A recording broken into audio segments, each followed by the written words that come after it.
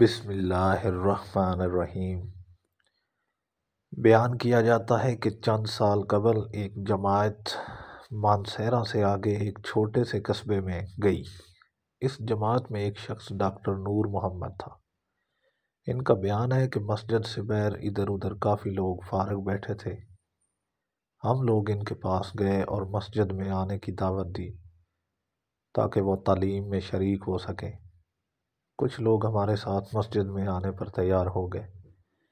ایک صاحب نے کہا کہ میں نماز کے وقت آؤں گا اور نماز کے بعد عذاب قبر کا ایک واقعہ آپ لوگوں کو سناؤں گا۔ چنانچہ ظہر کی نماز کے بعد یہ شخص ہمارے پاس بیٹھ گیا اور اپنا تعارف کروایا کہ وہ ریٹائرڈ فوجی نوجوان تھا۔ اس فوجی کا بیان ہے کہ 1965 کی جنگ میں ایک قبرستان میں اسلحے کا ایک عارضی ذخیرہ یعنی ایک کیمپ لگایا گیا تھا اور کچھ نوجوانوں کے ساتھ اس فوجی کی ڈیوٹی تھی۔ دن کا وقت تھا اور کوئی خاص کام نہیں تھا، چنانچہ اس نے قبرستان میں گھومنا شروع کر دیا۔ اس کا گزر ایک پرانی قبر کے پاس سے ہوا تو یوں محسوس ہوا جیسے قبر کے اندر سے ہڈیاں ٹوٹنے کی آواز آ رہی ہے۔ اس فوجی جوان نے بتایا کہ میں نے بندوق کے بٹ کے ساتھ قبر کی اینٹیں ہٹائی تاکہ دیکھیں کہ یہ آواز کیسی ہے۔ جیسے جیسے میں مٹی ہٹاتا گیا آواز اور تیز ہوتی گئی اور میری دلچسپی اور خوف بھی بہت بڑھتا گیا۔ دن کا وقت تھا، روشنی خوب پھیلی ہوئی تھی۔ کیا دیکھتا ہوں کہ قبر کے اندر انسانی ہڈیوں کا ڈھانچہ پڑا ہوا ہے اور اس پر چوہے کی شکل کا ایک جانور بیٹھا ہوا ہے، اور جب وہ منہ اس ڈھانچے کے اوپر مارتا ہے تو سارا ڈھانچہ اکڑ جاتا ہے اور ہڈیوں کے ٹوٹنے اور چٹکنے کی آواز آتی ہے۔ میرے سامنے اس جانور نے 3 مرتبہ اپنا منہ ہڈی پر مارا۔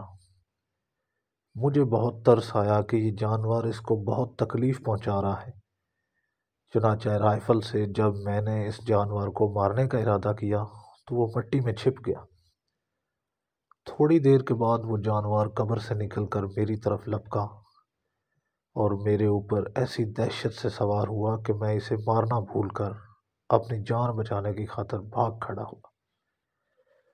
کافی دور جانے کے بعد میں نے مڑ کر دیکھا کہ وہ جانور میرے پیچھے تیزی سے بھاگا آ رہا تھا۔ قریب ہی پانی کا ایک گڑھا تھا۔ اس جانور سے بچنے کے لیے میں اس جوہڑ یعنی گڑھے میں داخل ہو گیا۔ میں نے پیچھے مڑ کر دیکھا کہ جانور جوہڑ کے کنارے پر آ کر رک گیا اور کچھ دیر بعد اس نے اپنا منہ پانی میں ڈال دیا۔ یکدم پانی کھولنے لگا۔ میں بھاگ کر جوہڑ سے نکلا۔ میری ٹانگیں جل رہی تھی، بہت جلد سرخ ہو چکی اور آبلے پڑ چکے تھے۔ درد کی شدت سے میرا چلنا محال ہو گیا تھا۔ میں نے اپنے ساتھی کو آواز دی تو جب میں نے پیچھے مڑ کر دیکھا تو کچھ نہ تھا بلکہ وہ جانور غائب ہو چکا تھا۔ چنانچہ مجھے ایبٹ آباد کے ہسپتال میں داخل کروا دیا گیا اور پھر وہاں سے راولپنڈی کے بڑے فوجی ہسپتال میں منتقل کر دیا گیا۔ میری ٹانگوں کا گوشت گلنا شروع ہو گیا تھا۔ ہر وقت بدبودار پیپ اور خون رستا رہتا تھا۔ کسی علاج سے افاقہ نہ ہوا مگر مرض بڑھتا گیا۔ جیسے جیسے دوائی لگتی رہی ویسے ویسے جسم سے گوشت علیحدہ ہوتا گیا۔ اس وقت دونوں ٹانگوں کی صرف ہڈیاں بچ گئی ہیں۔ گوشت آہستہ آہستہ گل کر علیحدہ ہو چکا ہے اور ہر وقت مردے کی بدبو آتی رہتی ہے۔ پھر اس شخص نے ہمیں اپنی دونوں ٹانگیں دکھائی جن پر پٹیاں بندھی ہوئی تھی۔ اللہ معاف فرمائے۔ اللہ تعالی ہمیں قبر اور جہنم کے عذاب سے محفوظ رکھے، آمین۔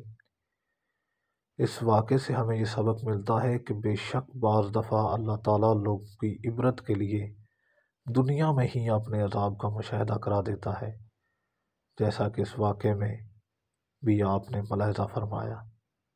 اللہ تعالیٰ ہمیں اعمال صالح کرنے کی توفیق عطا فرمائے، آمین۔